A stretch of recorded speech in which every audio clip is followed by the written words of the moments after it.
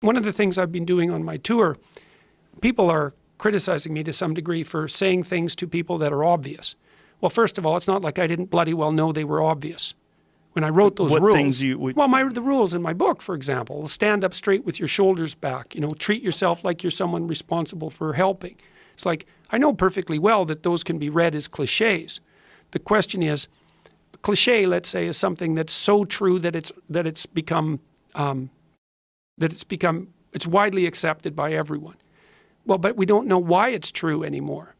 And so the issue that we're talking about here, or the issue of being a good sport, we need to figure out why that's true. And the reason that it's true is that you're trying to push your development farther than you've already developed at every point in time. And now that's the proper moral attitude. This is from 12 Rules for Life. Rule 4 is compare yourself to who you were yesterday, not to who someone else is today. Yes. Because you need to have a hierarchy of improvement. You need to be aiming for something. And that means you're going to be lesser than people who've already attained along that dimension. Yes. And that can give rise to envy. So the question is, who should you defeat in the final analysis? And the answer is, you should defeat your former self. You should be constantly trying to do that. And you're the right control for yourself too, because you're the one who's had all your advantages and disadvantages. And so if you want to compete fairly with someone, then you should be competing with you. And it is the case, and this is what we were talking about too with regards to the self-improvement of the fighter, is, well, if you're improving yourself, then what you are doing is competing with your lesser self. And then you might also ask, well, what is that lesser self? And that lesser self would be resentful and bitter and aggressive and vengeance-seeking and all of those things that go along with having a negative moral character. And those are things that interfere with your ability to progress as you move forward through life. So it's very necessary to understand that this is why, I've been stressing this idea of personal responsibility. It's like, well, personal responsibility is to compete with yourself, is to be slightly better than yourself the next day. Yes. And better in some way that you can actually manage. And that's humility. It's right. Like, well, I'm a flawed person and I've got all my problems. Could I be as good as person X? It's like not the right question. The right question is, could you be slightly better tomorrow than your currently flawed self? And the answer to that is, if you have enough humility to set the bar properly low, then you could be better tomorrow than you are today. Because what you also have to do is you have to say, well, here's all my flaws and my insufficiencies, and the best that someone that flawed and insufficient could do to improve and actually do it is this. And that's not worth going out in the street and celebrating with placards, It's like, well, this is why I tell people to clean their room. So you're not going to brag to someone that you did that. But someone as insufficient as you might be able to manage it. And that means you actually are on the pathway to self-improvement and you're transcending your former self. And you might say, well, what's the right way of being in the world, if there is such a thing? And it's not acting according to a set of rules. It's attempting continually to transcend the flawed thing that you currently are. And what's so interesting about that is that the meaning in life is to be found in that pursuit.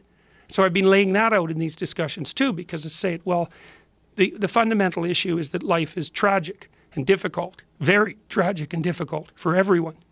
And it's also tainted by malevolence, because no matter how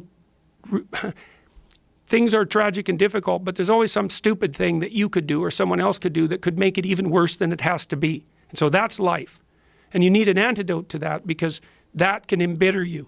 Constant contact with that, just the tragedy, but the tragedy combined with betrayal and malevolence, that makes it even worse, especially if it's self-induced.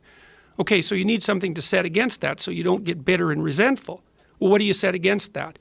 Doing something worthwhile, by your own definition, say. You need some reason to get the hell out of bed on a terrible day because you've got something good to do. Well, what's the best thing you can do?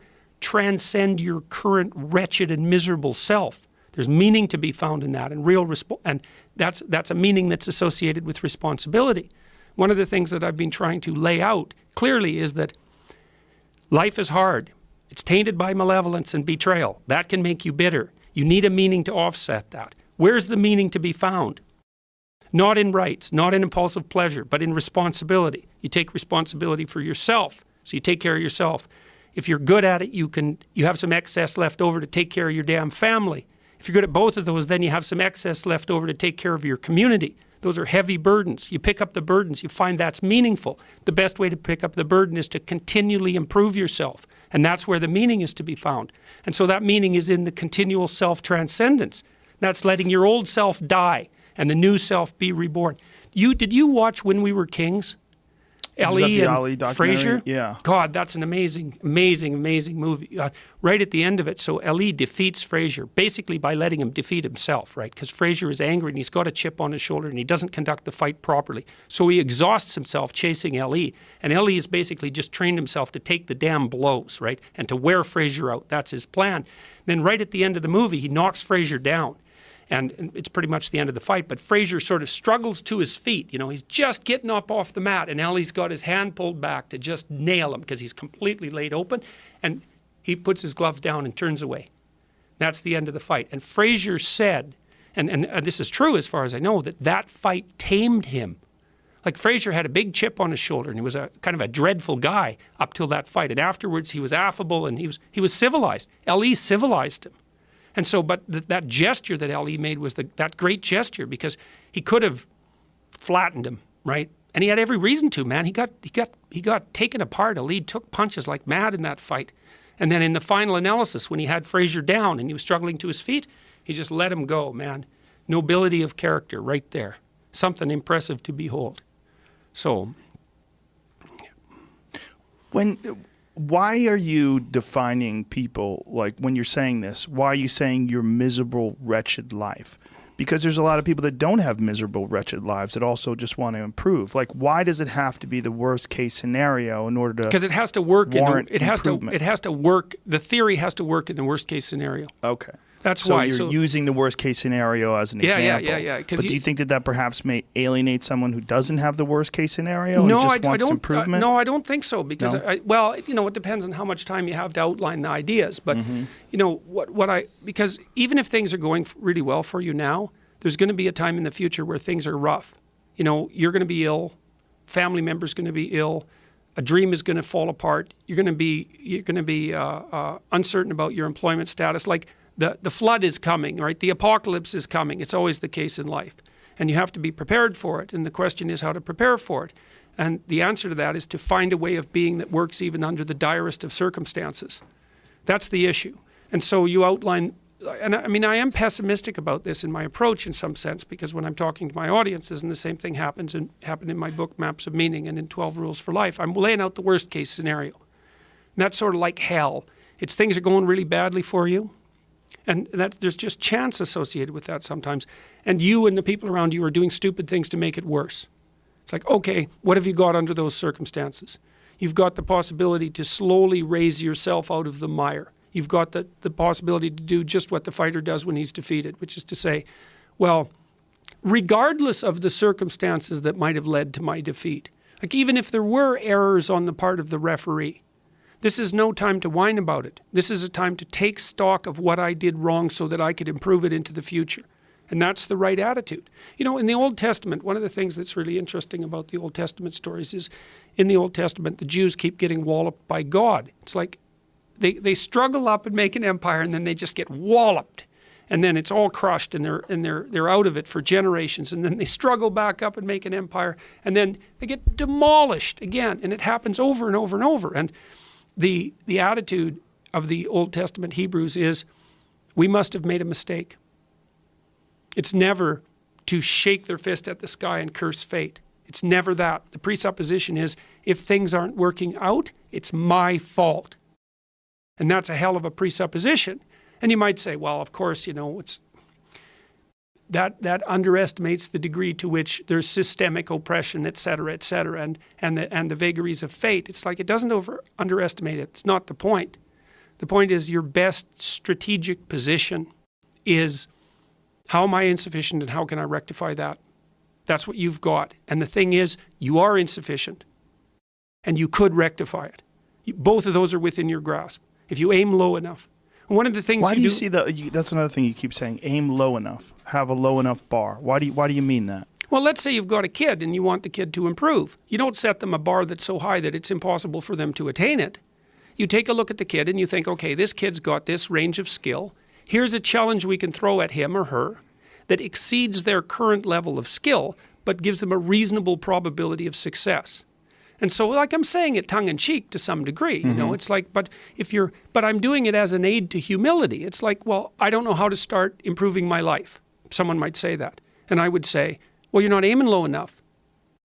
There's something you could do that you are regarding as trivial, that you could do, that you would do, that would result in an actual improvement. But it's not a big enough improvement for you, so you won't lower yourself enough to take the opportunity. Incremental steps. Yes. So this is also what is achieved through exercise. It's one of the most important. Yeah. Well, what do you do when you go and lift weights? Yeah. You don't go and, like, if you haven't Right, bench of pressed course. before, you don't put 400 pounds on the damn bar and drop the bar through your skull. Right. You know, you think, look, when I started working out when I was a kid, I was weighed about 130 pounds and I was 6'1". I was a thin kid and I smoked a lot. I wasn't in good shape. I wasn't in good physical shape. And I went to the gym and it was bloody embarrassing, you know, and people would come over and help me with the goddamn weights. Here's how you're supposed to use this. You know, it was humiliating. And maybe I was pressing 65 pounds or something at that point, you know, but what am I going to do? I'm going to lift up 150 pounds and injure myself right off the bat? No, I had to go in there and strip down and put my skinny goddamn self in front of the mirror and think, son of a bitch, there's all these monsters in the gym who've been lifting weights for 10 years and I'm struggling to get 50 pounds off the bar. Tough luck for me. But I could lift 50 pounds. And it wasn't very, very long until I could lift 75. And, well, you know how it goes. And I never injured myself when I was weightlifting.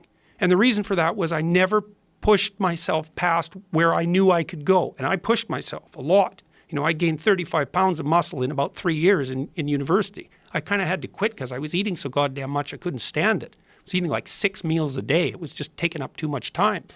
But there's a humility in determining what it is that the wretched creature that you are can actually manage. Aim low. And I don't mean don't aim, and I don't mean don't aim up.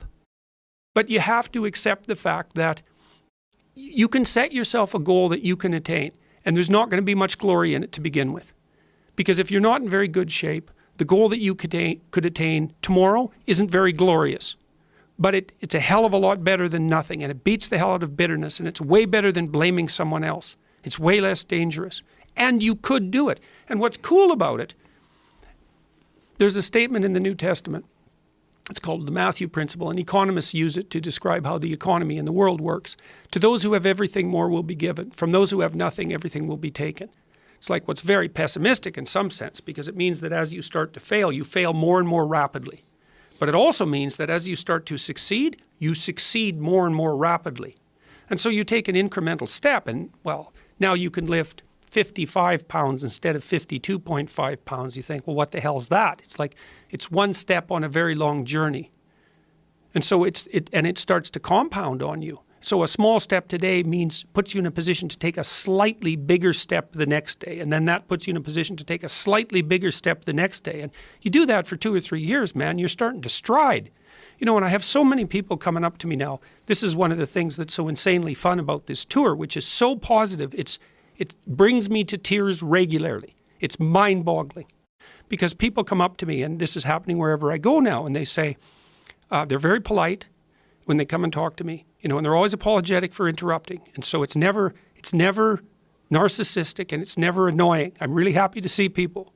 And they come up to me and they say, well, I know you've heard this lots of times before, but I've really been putting my life together since I've been watching your lectures. And then they tell me a story about where they were in some dark place, too much alcohol, too much drugs, not getting along with their father, not getting along with their mother, not having a vision for their life, being nihilistic, playing too many video games, you know, like being suicidal, that happens a lot, having post-traumatic stress disorder, sometimes as a consequence of combat, whatever little slice of hell they were occupying. They say, look, I've been listening to your lectures and I've been developing a vision for my life and I've been trying to take responsibility and I've been trying to tell the truth and things are way better. And so that's absolutely perfect. It's the right way forward as far as I'm concerned. And those are people who, they took stock of themselves. They said, I'm in a dark place and I'm a dark person. And here's some things that this dark person in this dark place could do. Little things that they could actually do. I'll clean up my damn room. I'll make my bed. I don't know how many people have come and told me. It's so strange. They said, well, I started making my bed and that made all the difference. It's like, well, yeah, you decided to aim up, man. And the first concrete instantiation of that was that you made your bed. And you think, well, that's nothing heroic. It's like, no, but aiming up is heroic. That's something. And then lowering yourself to the point where you're not above the mess in your room. You know, you're not superordinate to that. You lower yourself so that you straighten up. You're grateful for what you have right in front of you, and you take care of it and you put it in order. It's like all of a sudden things start to get better.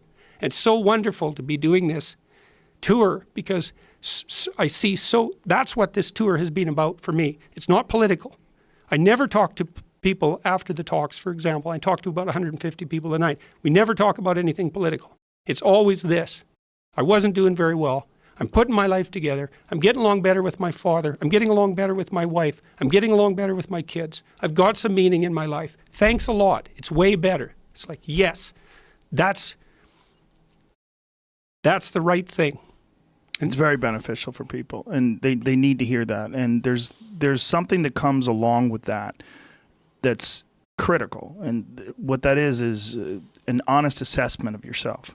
And honesty, that type of honesty with yourself, it's very difficult for some people, and they don't have the tools for it, and they haven't been explained how to do this. Or why you should. Or why you should. Mm-hmm. Yeah, one of the things that happens when you go through school, you're told what to do. You're never told how to think. Mm-hmm. You're also told that you're okay the way you are. That's self-esteem, man. Yeah. You're okay the way you are. It's like, no, you're not.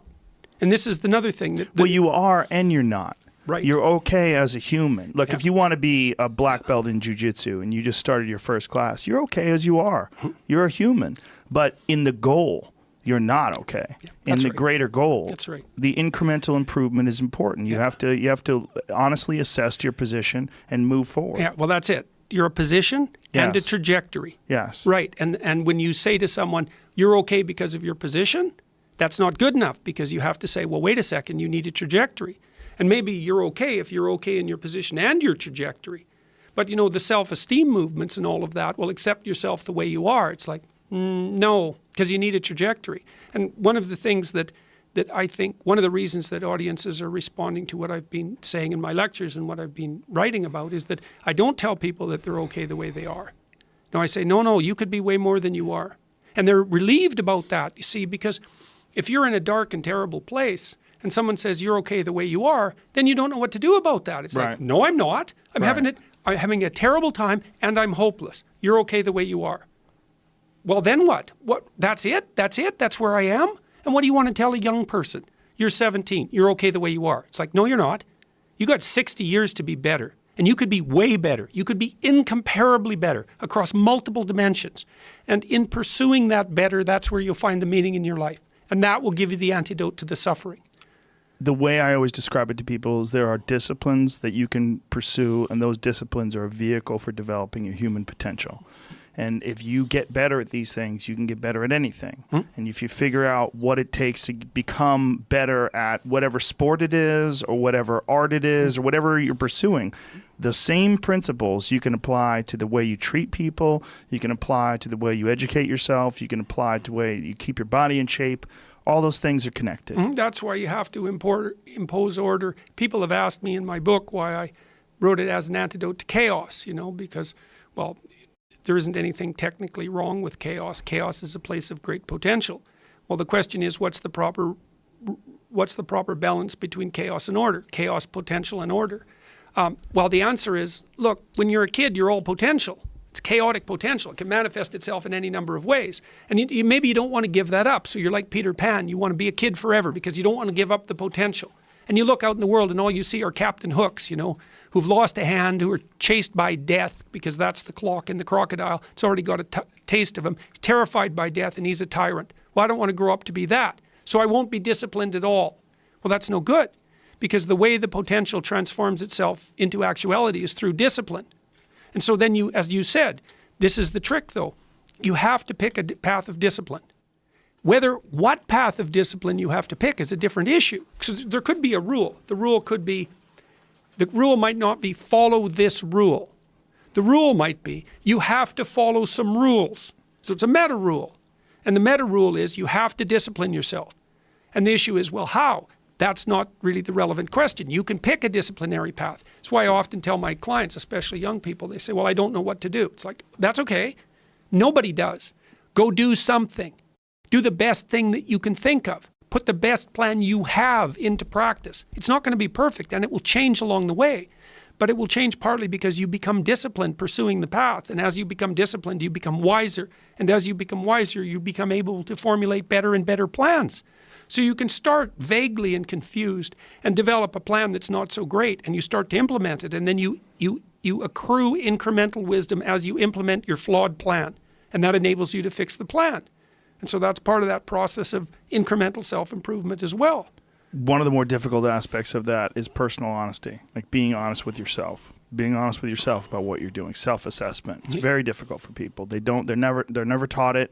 It's not something that's encouraged. No, and it's dismal. I mean, imagine you only have $100,000 to go buy a house. And so you go look at this house, and it's like, Jesus, this house, man, it's like it needs a lot of work. It's like, well, that's all you've got.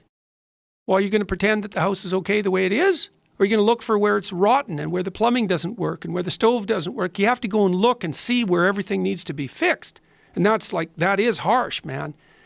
And then in order to do that properly, someone has to have taught you, look, you aren't your problems. Well, you are. You're most fundamentally that which, if it confronts its problems, can solve them. And that's the hero myth in a nutshell, by the way. The hero is the person who confronts horrible, chaotic potential and tames it and makes something of it, right? That's the fundamental human story. But the problem is that you have to face what you don't want to face in order to fix it. Yeah. And so you look at all the things about yourself that need to be burned off, that need to be dispensed with. And that, man, especially at the beginning, especially if you're screwed up, that may be like 95% of you just has to go up in flames. And it's painful. Even some of that stuff that you have to burn off doesn't want to die. And it'll scream in agony while you're burning it off. It's not pleasant. But if you know that you're the thing that can transcend your problems, most fundamentally, if you know you're the thing that, if it faces the problems, can transcend them, then you have the faith that would enable you to take stock of who you are. And you have to do that in small steps because most people don't have experience in transcending their problems. So they really don't know what it even feels like. It seems like an alien concept. It seems like something other people can do. But if you do it incrementally, you can show yourself that you can do it. I mean, it's one of the reasons why they have belt systems in martial arts. You start off slow. Oh, my God, I got a stripe on my white belt. Oh, my God, I'm a blue belt. You feel improvement. Yeah. And for some people, it's the first real improvement, marked absolute improvement in their life. Yeah, right. Well, and then that's an interesting thing too, because right there you've got a bit of a measurement system. We have this system set up online called the Future Authoring Program, and last time we implemented it, because we've tested it 3 times, we implemented it at Mohawk College in Canada, and we had people write about their ideal future and also to put in measurement strategies. It's like, okay, here's your ideal future. Here's how you're going to break it into goals. Here's how you're going to mark progress towards those goals. Because you've got to be playing a fair game with yourself, right? Because when you make progress, you want to reward yourself. So you have to identify what the progress is and you have to reward it.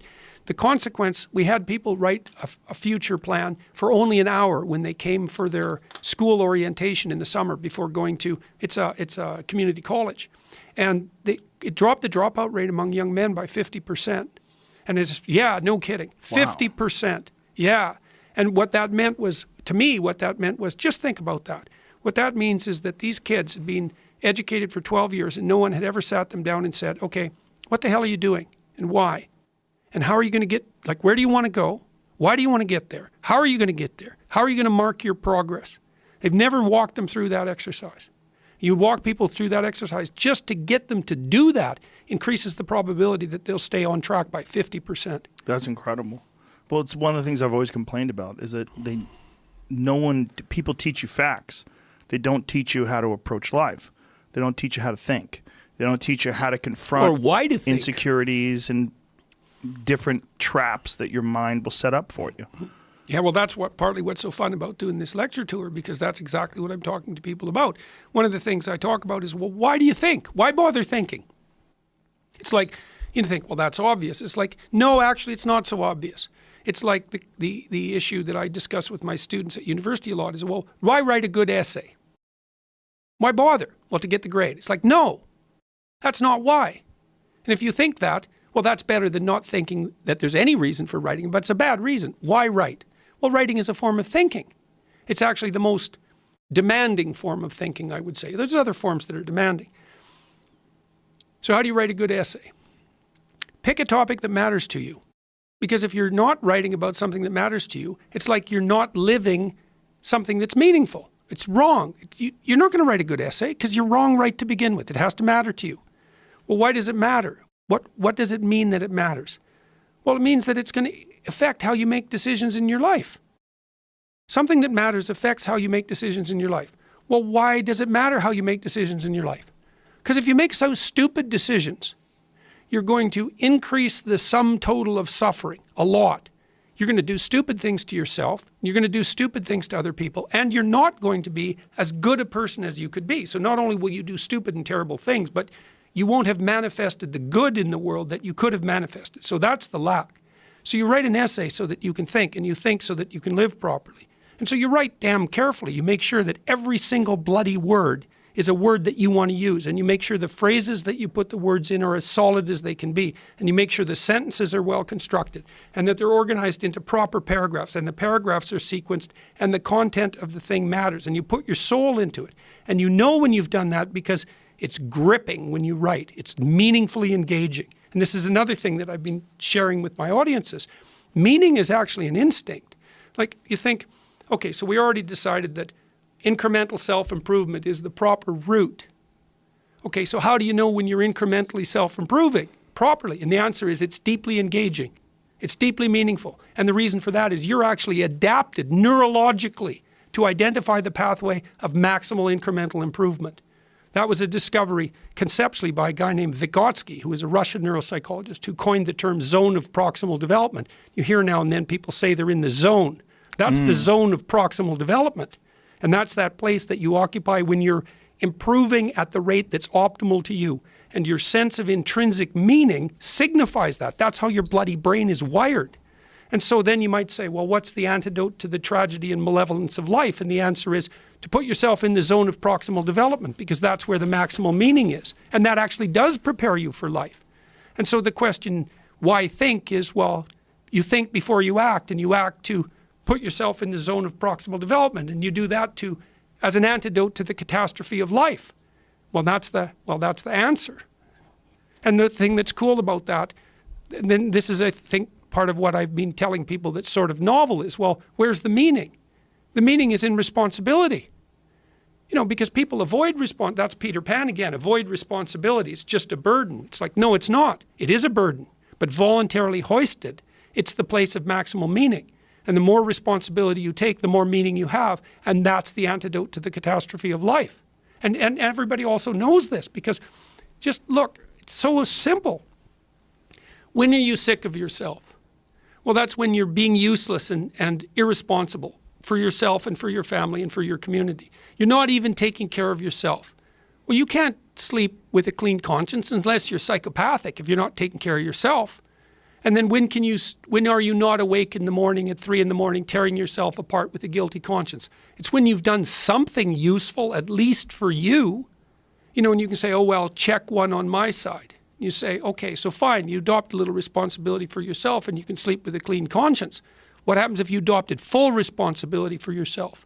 And then for your family. Lots of the people who are coming to talk to me say now, I've been really trying to put my family together.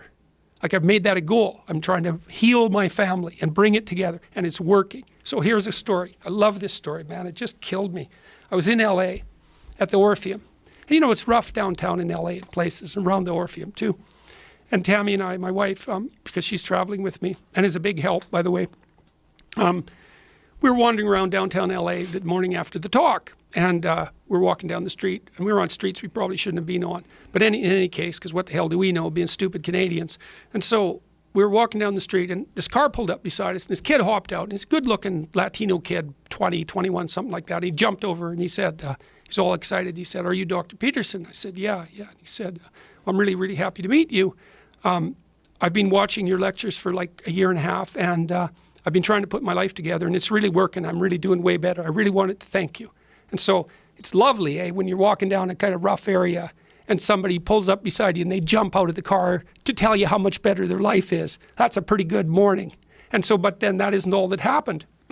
He ran back to his car. He said, wait a minute. He went back to his car and he got out his dad, and they came over together, and his dad was just smiling away, like a real smile, you know.